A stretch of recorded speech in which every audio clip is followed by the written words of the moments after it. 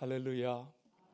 오늘도 예배 함께하는 우리 사랑하는 믿음의 권속들 위해 하나님이 예비하신 큰 은혜와 은총이 함께하시길 주님의 이름으로 간절히 축원드립니다. 오늘 우리가 요한복음 15장 18절로 27절의 말씀을 함께 보았는데요. 어떻게 보면 이 말씀은요, 포도나무 비밀의 후속편이다, 이렇게 말씀드릴 수 있을 것 같아요. 참 포도나무 되시는 예수 그리스도와 친밀한 관계를 맺는 이 그리스도의 제자가 이 세상에 나가서 어떻게 살아야 하는지, 그것을 보여주는 것이 오늘 본문의 말씀이다, 그 말씀이죠. 자, 그런 의미에서 볼 때 오늘 이 본문의 말씀은 우리 모두에게 참 귀담아 들어야 될 말씀이고, 또 우리가 앞으로 신앙의 삶을 살아가는 데 있어서 굉장히 중요한 지표가 되는 말씀이라고 생각이 돼요. 정확한 통계는 없지만은요, 대충 이렇게 생각해 보면 한 50% 정도의 크리스찬들은요, 믿음 생활에 좀 더 내가 더 깊이 들어가야지, 내가 좀 더 신앙인으로서 더 귀한 삶을 살아야지 라고 하는 고민과 애씀이 없는 것 같아요. 그게 참 안타까운 일이죠. 우리가 찬송가 302장 2절에 보면 그런 가사가 있죠. 왜 너 인생은 언제나 거기서 저 큰 바다 물결 보고 금인 모르는 깊은 바닷속을 한번 헤아려 안 보나, 이런 가사가 나오고요. 이어지는 3절의 가사를 보면 많은 사람이 얕은 물가에서 저 큰 바다 가려다가 찰싹거리는 작은 파도 보고 마음 약하여 못 가네 라는 가사가 나와요. 그렇죠? 그리고 이제 후렴구에 가면 언덕을 떠나서 창파에 뱉디어 내 주 예수 은혜의 바다로 내 맘껏 저어가라, 이런 찬송가 가사가 나오는데요. 비유적으로 말하면 우리 크리스찬들이 이 하나님의 깊은 은혜의 바다에 기쁜 마음으로 뛰어 들어가야 되는데 그렇지 않다는 거예요. 그저 발목만 적시고 얕은 물가에서 큰 파도를 보고 마음만 졸인다는 거죠.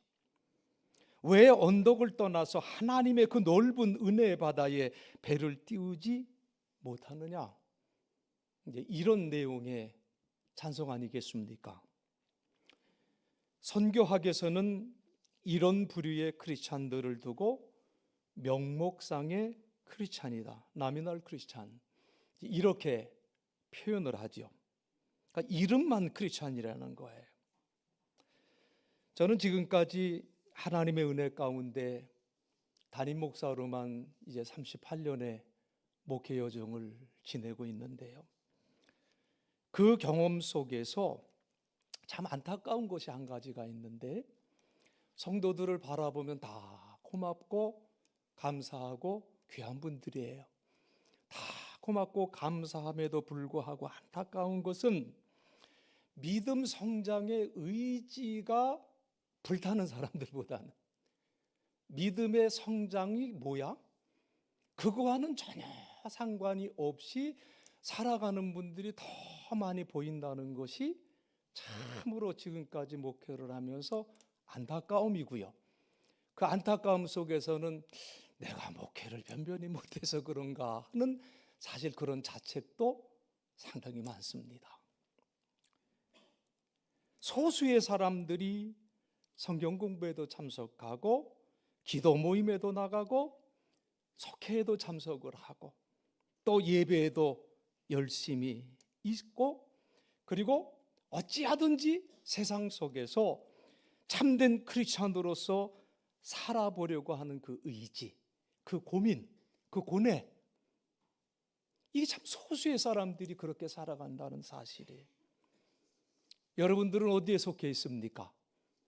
여러분들은 믿음 성장의 의지가 활활 불타오르고 있습니까? 아니면 그저 적당히 그 믿음 생활도 적당히 해야지 이렇게 여러분 살아가고 있습니까?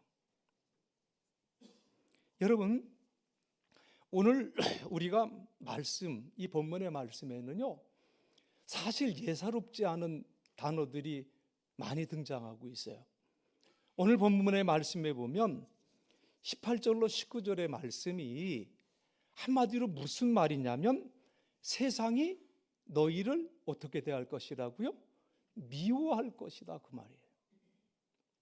신앙인으로 살아가는 너희를 세상이 미워할 것이다, 그렇게 말씀하고 있고요. 21절에 보면 세상은요, 예수님의 이름 때문에 너희를 이런 식으로 대할 것이다, 이렇게 말씀하고 있고, 25절의 말씀에 보면 그들이 이유 없이 너희를 미워했다고 말씀을 하고 있고요. 27절에 보면 너희는 세상에서 나를 증언해야 할 것이다, 이렇게 말씀을 하고 있어요. 여러분, 포도나무의 위대한 비밀이 뭡니까? 포도나무의 위대한 비밀, 그 놀라운 비밀은요, 이제 너희가 나와 친밀한 관계를 맺고 나에게 속해 있으면 그거 아닙니까? 그렇죠?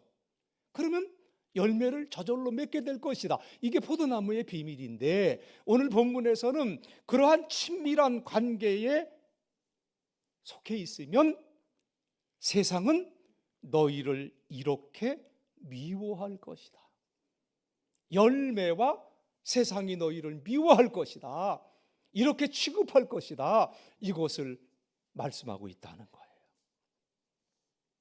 이 본문 안에서 미움이라고 하는 단어가 많이 나와요. 여러분, 미움이라는 단어를 좋아하십니까? 싫어하십니까? 아이 좀 이렇게 좀, 아 그래요? 그 말하기가 그렇게 어려워요? 싫어해요. 우리가 제일 싫어하는 얘기예요. 내가 누굴 미워해? 아유, 목사님은 날 미워해 하고 삐지는 사람들이 얼마나 많은데, 난 안 그런데도 미워한다는 거 싫어해요. 어디를 가든지 사람들에게 인정받고 싶어 하고요, 사람들에게 사랑받고 싶은 것이 인간이 가지고 있는 공통된 심성 아니겠습니까? 그렇죠? 여러분, 우리가 예전에 많이 불렀던 복음성가 가운데 그 찬양이 있어요. 당신은 사랑받기 위해 태어난 사람, 그죠? 그 다음에 뭐라고 그래요?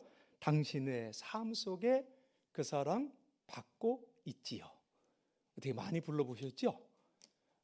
저는 이 찬송 참 좋았어요. 그래서 너무나 많이 불렀던 찬송인데, 제가 가끔 이제 TV를 보는데 이만갑이라고 하는 그게 참 재미있어요. 이만갑 보셨어요?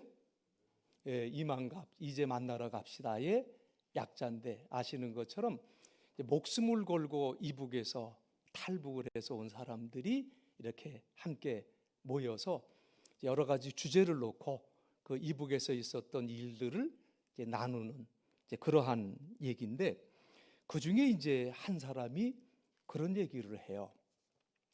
이제 탈북을 해서 한국에 오니까 하나원이라고 하는 곳에 이제 입소를 시키더래요. 하나원이라고 하는 곳은 이제 거기서 거주하면서 이제 탈북하게 된 계기, 동기, 막 이런 것도 이제 조사를 하나 봐요. 왜냐하면 이제 간첩이 또 이제 숨기고 올 수도 있으니까 그런 걸 조사를 하고, 그리고 그 이후에 이제 남한에서 우리 한국에서 이제 정착하면서 살아가는 그러한 훈련도, 그 이제 지원 훈련도 받는 곳인데, 그곳에서 참 노래를 하나를 배웠는데, 이제 노래를 배우는 시간이 있대요. 자기는 이 노래를 부르면서 너무나 충격을 받았다는, 너무나 깜짝 놀랐다는 거예요. 그 노래가 뭐였냐면 당신은 사랑받기 위해 태어난 사람. 아니, 그 노래를 가르쳐 주는데 그 노래를 부르면서 얼마나 깜짝 놀랐는지 몰랐다는 거예요. 목숨을 걸고 그들의 그 탈북의 그 과정들을 이야기를 들으면은요, 아우, 정말 눈물 없이는 들을 수가 없더라고요.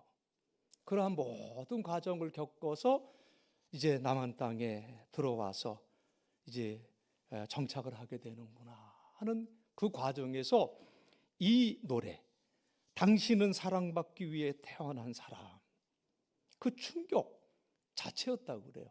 이들이 왜 그렇게 충격을 받았을까요? 그분이 그런 얘기를 해요.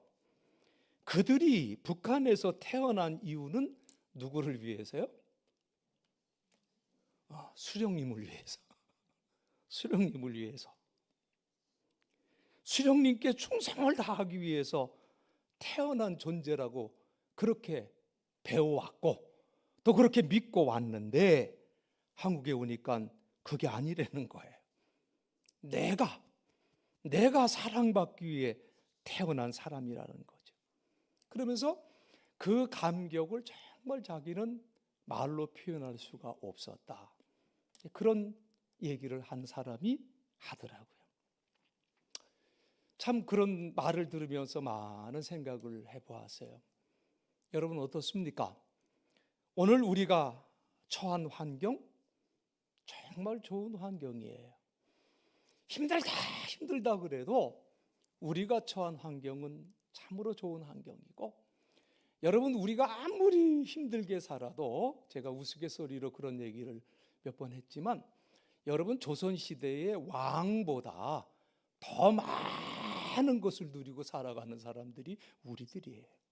우린 참 좋은 시대에 살아가고 있어요. 그리고 우리가 예수를 믿는다고 해서, 우리가 크리스찬이라고 해서 우리를 대놓고 미워하는 그러한 상황 속에 우리는 살아가고 있지 않아요. 그리고 종교의 자유가 인정되는 세상이기 때문에 크리스찬이라고 어디 가서 차별받을 이유가 전혀 없는 세상 속에 우리는 살아가고 있습니다. 그런데 여러분, 1세기의 크리스찬들은 주변 사람들 모두가 그들을 핍박하는 사람들이었어요. 피난을 가지 않고 유대에 남아있던 크리스찬들이 사회에서 어떤 취급을 받았을까를 여러분 한번 상상해 보세요. 그들은 단순히 불이익을 받았을 뿐만 아니라 크리스찬이라는 것이 드러나면 죽거나 아니면 그 사회에서 쫓겨나는 삶을 살았다는 거지요. 여러분, 요한복음에 이런 그 이야기가 나와요. 한 단어가 나오는데, 요한복음 9장 22절에 보면 유대인들이요 어떻게 말을 했냐면, 누구든지 예수를 그리스도로 시인하는 자는 어떻게 결의를 했대요? 출교하기로 결의했단 말이에요. 예수를 그리스도로 믿고 고백하는 사람은 다 출교를 했다. 여러분이 출교라는 말을 NIV 성경에서 보니까요, put out of the synagogue 이렇게 되어 있어요. 시나고교, 회당에 들어올 자격을 박탈했다는 거예요. 자, 유대인들이 회당에 들어올 자격을 박탈했다고 하는 이 말은요, 곧 그들에게 하나님을 예배할 그 자격을 박탈하는 거예요. 엄청나게 무서운 그러한 그 정죄. 자, 그런데 오늘 우리들은 어떻습니까? 예수를 그리스도로 고백한다고 해서 이러한 불이익을 받을 이유도 없고요, 그런 상황도 아니에요. 그런데 여러분, 분명히 우리가 살아가고 있는 이 시대 상황이 1세기의 크리스찬들보다 훨씬 좋아졌지만, 그래서 그리스도인으로 살아가면서 핍박을 받지는 않지만 문제가 있어요. 우리가 핍박받지 않는 삶 속에, 세상 속에 살아가고 있지만 우리는 점점 핍박이 아니라 비난을 받아가는 삶 속에 놓여져 가고 있다고 하는 아픈 현실을 우리가 보게 돼요.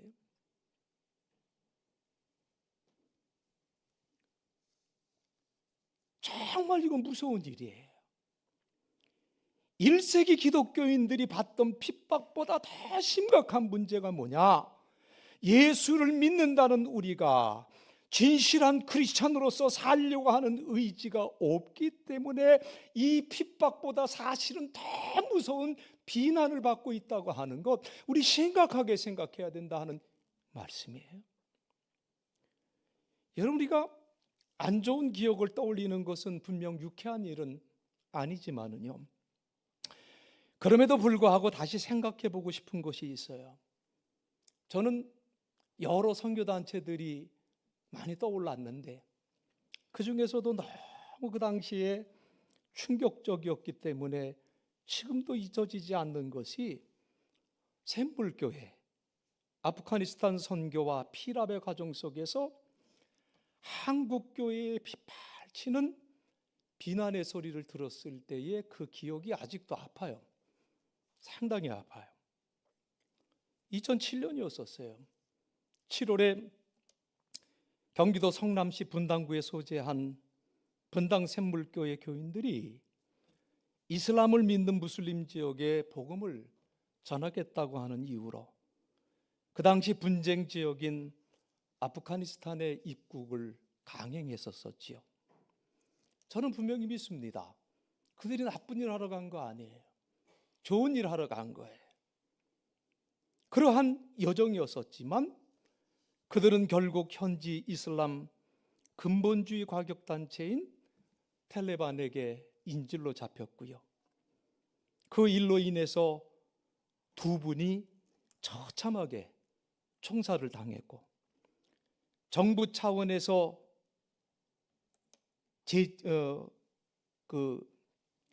애를 쓰고 노력하다가 결국에는 텔레반에게 2천만 불, 지금 돈으로 치면 한 260억 정도를 주고 그들을 본국으로 돌아오게 했던 일이 있었었지요. 근데 이미 이 사건이 나기 전에 텔레반들이 자신들의 동료를 석방시키려는 목적으로 외국인들, 특별히 한국인들을 납치해서 협상한다라고 하는 정보를 입수를 했었습니다. 그래서 이 나라는 절대 들어가지 말라고 제지하고 있었고, 현지 선교단체들도 선교를 포기하고 철수하고 있었던 그 시기였었지요. 그런데 샘물교회에서 이 공고를 따르지 않고 강행했어요. 그리고 피랍된 이후에 그들과 한국교회에 엄청난 비난과 조롱이 쏟아졌지요. 저는 아무 생각이 안 났어요. 그냥 안타깝고 머리가 멍해졌어요. 그리고 그냥 머릿속에서 떠올랐던 것은 왜 그랬을까? 물론 그들의 열정과 복음에 대한 열심을 폄하하고 싶은 마음은 조금도 없어요. 그러면서 왜 그랬을까라고 하는 그 안타까움이 사실 굉장히 컸었습니다. 그리고 지나면서 생각했던 것은 뭐냐면, 그러한 현상이 한 개인의, 한 교회의 잘못된 판단이라기보다는 지금까지 한국교회의 누적된 잘못이 그렇게 표출된 것이 아닌가 하는 마음에 더 가슴이 아팠었습니다. 그동안 한국교회는요, 사회에 대한 책임감을 소홀히 했어요. 믿음만 강조했어요. 내 교회의 울타리만 높이 쳐서 전도만 강조했어요. 그런데 그보다 더 중요하고 선행돼야 될 것은 예수 믿는 내가 이 세상에 나가서 훌륭한 크리스찬으로 살아갈 수 있는지, 그 크리스찬의 구체적인 삶에 대한 것에 대해서는 너무나도 소홀히 하고 있었고 그저 기복 신앙 사상 속에 푹 빠져 있었다는 사실이에요. 좋은 모델을 제시하지를 못했어요. 분명 크리스찬은 세상의 소금이라고 했고 세상의 빛이라고 말을 했지만, 구체적으로 어떻게 사는 것이 빛으로 사는 것이고 어떻게 사는 것이 소금으로 사는 것인지 이 크리스찬의 삶에 대한 연구가 없었고 가르침이 없었다는 거지요. 그 결과가 그러한 현상을 만들어내고 지금도 얼마든지 다른 모양으로 시행착오와 실수를 만들어내고 있다는 것을 우리는 알아야 된다는 거예요. 여러분, 우리가 진실한 그리스도의 제자로 살아간다면, 진실한 그리스도의 제자로 살아간다면, 포도나무 원줄기에 우리가 꼭 붙어서 열매 맺는 삶을 살아간다면 세상은 우리를 어떻게 한다고요? 미워한다고 그랬어요. 미워한다고.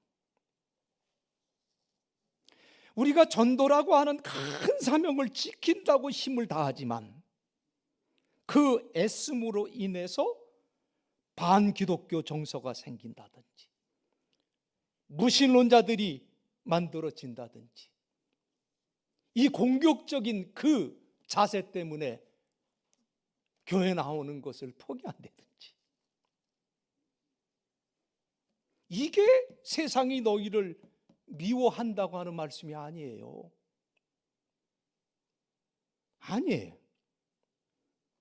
여러분, 어떻게 보면 저는 지금 우리가 복음을 제시해서 그리스도를 믿을 사람이 얼마나 있을까, 거기에 대해서 굉장히 염려를 하고 있는 사람이에요. 여러분, 오해하지는 마세요. 저는 복음을 위해서 자신을 희생하는 수많은 사람들의 희생을 가치 없다고 말하는 것이 절대 아니에요. 그리고 정말 복음을 모르는 사람들에게 복음을 제시하는 건전한 전도나 선교의 가치를 인정하는 사람이에요. 중요한 것은 그 복음을 제시하는 우리의 태도와 방법의 문제라는 거예요. 공격적이라는 말 자체가 상당히 문제가 있어요. 지금도 사회적으로 문제를 일으키고 있는 어떤 선교단체의 대표는요, 그렇게 얘기를 해요. 아니, 선교를 하는데 공격적이지 않은 선교가 어디 있느냐라고 항변을 하면서 자신의 태도가 정당하다고 얘기를 합니다. 그런데 여러분, 예수님께 정말 이 공격적이라고 하는 단어가 어울리는 단어일까? 예수님에게 공격적이라는 말은 어떤 경우에도 어울리지 않다고 저는 믿습니다. 예수님에게 맞지 않는 옷이라고 한다면 그것은 우리에게도 맞지 않는 옷 아니겠습니까? 저는 이렇게 생각해요. 요한복음 15장 18절로 19절에서 세상이 너희를 미워하면 너희보다 먼저 나를 미워한 줄 알라. 너희가 세상에 속하였으면 세상이 자기의 것을 사랑할 것이나 너희는 세상에 속한 자가 아니요 도리어 내가 너희를 세상에서 택하였기 때문에 세상이 너희를 미워하느니라고 말씀을 하고 있지요. 이 말씀, 그리스도의 복음과 세상의 근본적인 관계를 드러내주는 말씀이에요. 영적인 용어로 말한다면 하나님께 대적하는 사탄과의 관계, 이 둘의 관계는 서로 화합하고 화해하고 공생할 수 있는 관계가 아니에요. 여러분, 성경을 가만히 살펴보세요. 잘 보세요. 하나님과 사탄은 대등한 관계가 아니에요. 대등한 관계가 아니에요. 사탄은 하나님의 적수가 되지 않아요. 가만 내버려 뒀다가 결정적으로 하나님은 사탄의 세력을 소탕해. 그 과정에서 어떤 때는 사탄이 이긴 것처럼 보일 때도 있고요, 또 어떤 때는 교회가 큰 피해를 입는 것처럼 보이기도 하고, 때로는 성도들이 많은 고난을 받을 때도 있습니다. 이것은 예수님의 말씀에 의하면 우리가 예수님께 속한 사람들이기 때문이에요. 예수님께서 우리를 택하셨고, 그래서 우리가 예수님께 속한 사람들이 되었기 때문에 사탄이 우리를 미워한다는 거죠. 우리가 무슨 일을 어떻게 해서가 아니라 단지 내가 예수님의 것이라는 그 이유 때문에 사탄은 우리를 미워한다는 거예요.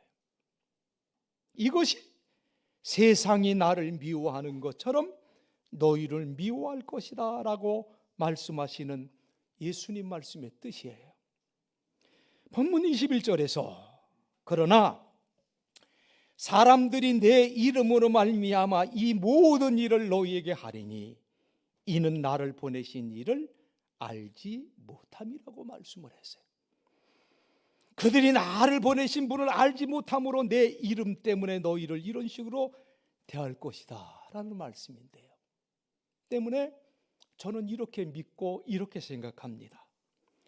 여러분, 섣부른 공격은요, 섣부른 공격은 오히려 상대방을 더 결속시키고요, 섣부른 공격은요 오히려 마음을 더 강팍하게 만든다는 것을 여러분 아셔야 돼요. 응? 이건 대단히 크게 실수하는 거예요. 예수 믿어, 이 말이 바른 말이에요, 틀린 말이에요? 응? 예수 믿어, 바른 말이에요, 틀린 말이요? 바른 말이죠. 너 안 믿으면 벌 받아? 이렇게 나가는 분들이 계세요. 여러분, 예수 믿으라, 이제는 말로 전해서 회개하고 돌아올 사람이 없다니까요. 여러분의 삶으로 증거해야 된다는 거예요. 오늘 본문 27절에서 너희도 처음부터 나와 함께 있었으므로 나를 증언하느니라 이렇게 말씀을 했는데, 너희도 처음부터 나와 함께 있었으므로 나를 증언하느니라고 하니까 자꾸 공격적인 자세를 취하고 전의를 불태우는 크리스찬들이나 선교단체들이 나오고 있다는 거예요. 그런데 여러분, 우리 시대의 가장 훌륭한 선교 전략은요, 가장 훌륭한 선교 전략은, 가장 훌륭한 주님 원하시는 전도의 방법은요, 크리스찬의 삶 자체, 그걸 아셔야 돼요. 내가 그리스도인이야? 그리스도인의 이름이 뭡니까? 뜻이 뭡니까? 크리스찬이라는 게 뭐예요? 왜 이름을 지어줬어요? 저 예수쟁이들. 풀어서 얘기하면 예수로 살아가는 자들. 이게 크리스찬 아닙니까? 크리스찬으로서의 살아가는 삶, 예수로 살아가는 삶, 이게 가장 훌륭한 선교 전략이에요. 우리 주님이 내가 너희를 선택하였다라고 말씀을 했어요. 내가 너를 선택했다. 저는요, 내가 너를 선택했다는 이 말씀 때문에 참 여러 날을 이 말씀을 붙들고 시름을 했었어요. 아니, 주님이 왜 나를 선택하셨을까?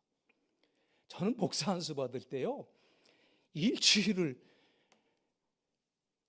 저 광주 기도원에 들어가서 금식을 했어요. 정말 내가 목사 안수를 받고 이 길을 가야 됩니까? 하나님께서 정말 나를 이렇게 선택하셨습니까? 얼마나 반문했는지 몰라요. 얼마나 3, 4일을 뒹굴면서 하나님 앞에 기도했어요. 저는요, 주님으로부터 사랑하는 종아, 내가 널 택했어, 이런 말씀을 들었으면 참으로 좋았을 텐데 그 음성은 듣지 못했어요. 그 음성은 듣지 못했지만은요,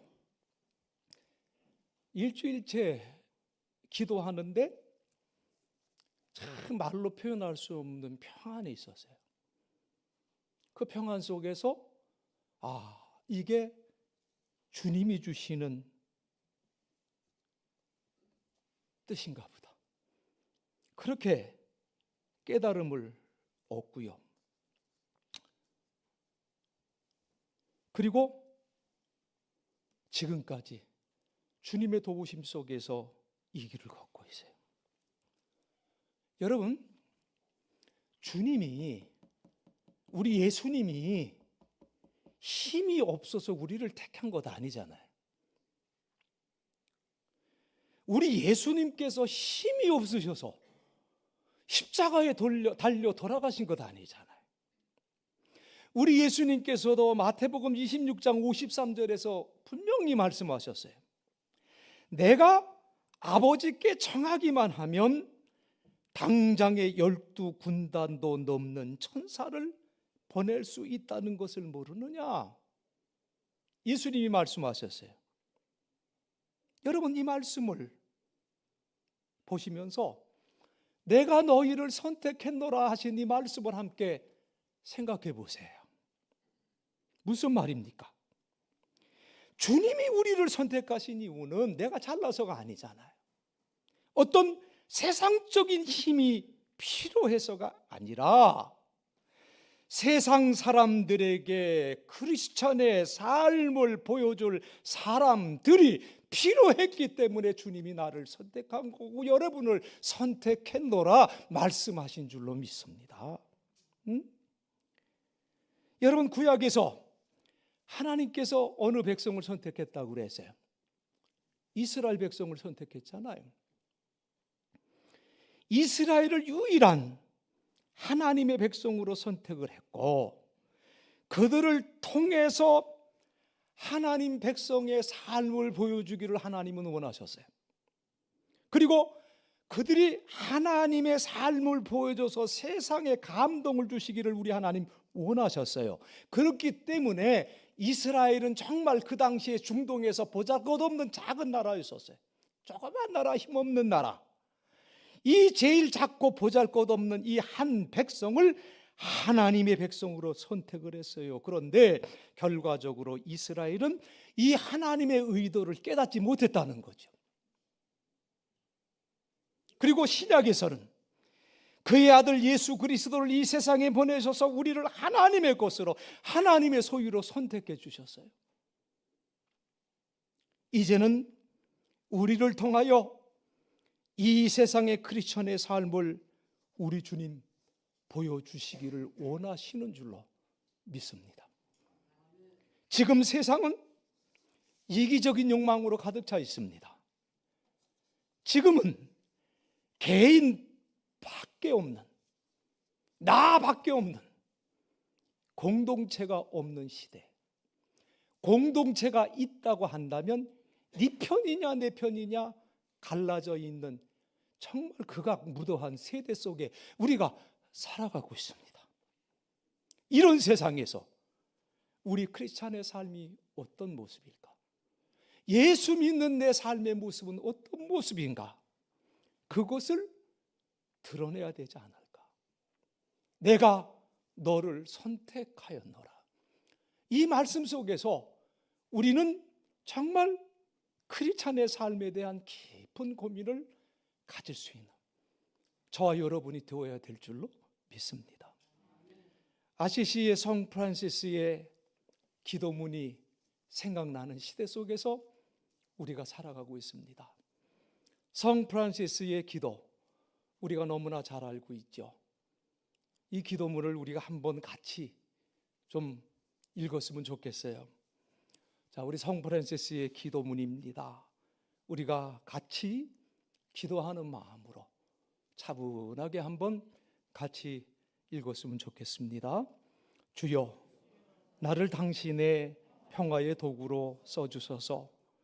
미움이 있는 곳에 사랑을 심게 하소서. 상처가 있는 곳에 용서를, 의심이 있는 곳에 믿음을, 절망이 있는 곳에 희망을, 어둠이 있는 곳에 빛을, 슬픔이 있는 곳에는 기쁨을 심는 자가 되게 하소서. 오 거룩하신 주님, 나로 하여금 위로받기보다는 위로하는 사람이 되게 하시고 이해받기보다는 이해하는 사람이 되게 하시며 사랑받기보다는 사랑하는 사람이 되게 하소서. 내가 먼저 용서할 때 나도 용서를 받고 내가 먼저 줄 때 나도 받을 수 있고 내가 죽을 때 영원히 살 수 있음을 믿기 때문입니다. 사랑하는 성도 여러분, 처음부터 흠없는 사람을 선택한 것이 아니라 문제투성이의 사람들을 하나님 선택하셨어요. 그냥 우스갯소리지만 공부 잘하는 사람들은 더 잘하기가 어려워요. 2등이 1등 되기가 하늘의 별 따기예요. 그런데 꽁등이 한 중간 가는 거는 쉬워요, 어려워요? 이게 오히려 쉬워요. 오히려 공부를 잘 못하는 사람들이 조금만 노력하면 결과가 팍팍 나와요. 그래서 예수님이 우리 같은 사람을 선택한 게 아닌가, 이렇게 모자란 우리를 선택한 게 아닌가, 이런 생각을 가질 때가 있습니다. 여러분, 간디가 그런 얘기를 했어요. 여러 번 들은 얘기겠지요? 나는 그리스도를 거부하는 것이 아닙니다. 간디가 분명히 얘기했어요. 자, 나는 예수 그리스도를 거부하는 것이 아닙니다. 나는 오히려 그리스도를 사랑합니다. 그런데 당신들 크리스찬들은 그리스도와 너무 다른 삶을 살더군요. 이게 간디의 아픈 외침이에요. 간디는 분명 그의 사랑하는 친구로부터, 지금 이름은 기억이 안 나는데 영국의 선교사였었어요. 그에게 복음을 듣고 그리고 예수를 영접하고 교회에 나갔던 사람이에요. 그런데 그 교회 안에 있는 그러한 차별, 멸시, 이게 존재하고 있는 것을 뼈저리게 깨달으면서 분명히 그리스도를 믿고 영접했음에도 불구하고 평생에 교회에 발을 들여놓지 않았던 분이 간디예요. 여러분, 수많은 사람들의 입에서 이런 고백이 나와야 돼요. 적어도요, 우리 한국교회의 초대교회 교인들은 세상으로부터 존경받는 사람들이었어요.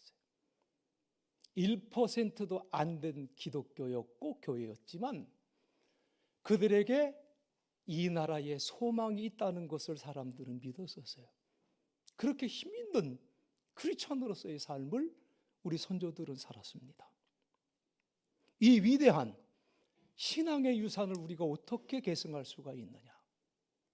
세상 사람들이 저와 여러분을 볼 때 당신을 보니 예수를 보는 것 같습니다. 내가 당신을 보니 예수라는 분 어떤 분인지가 생각이 나는 것 같아요. 상상이 되는 것 같아요. 우리가 그리스도를 닮아 살아가는 것이, 내가 작은 예수로 살아가는 것이 상대방에게 사형리를 들이대고 예수 믿으라 그렇지 않으면 불신 지옥이다 외치는 것보다 내 삶이 더 힘이 있다는 것을 우리는 알아야 돼요. 예수로 온전히 살아가는 것이 그 어떤 말보다 더 파워풀하다는 것을 우리가 깨달아야 될 줄로 믿습니다. 그리고 이런 선교 전략은요, 사탄도 어찌하지 못합니다. 이것이 우리 시대에 그리스도를 증언하는 방법이 되어야 되겠고, 이 일을 위해서 주님께서 내가 너희를 선택하였노라, 잘나서가 아니라니까요. 주님이 힘이 없어서가 아니라니까요. 그리스도로 살아가는 그 삶을 우리로 하여금 보여주기 위해서 내가 너희를 선택하였노라 말씀하신 주님의 말씀을 가슴속에 깊이 새기시고 이 말씀 앞에 겸허하게 순종하셔서 말로가 아니라 내 삶으로 하나님 나라의 귀한 복음을 증거하는 복된 삶 살아가는 저와 여러분 다들 되시길 주님의 이름으로 간절히 축원드리겠습니다. 기도하겠습니다. 하나님의 놀라운 은혜와 사랑을 감사합니다. 포도나무의 귀한 비밀을 우리로 하여금 깨닫게 하시고, 그리고 열매 맺는 삶이 무엇인가를 또한 말씀해 주심을 감사합니다. 주여, 내 삶으로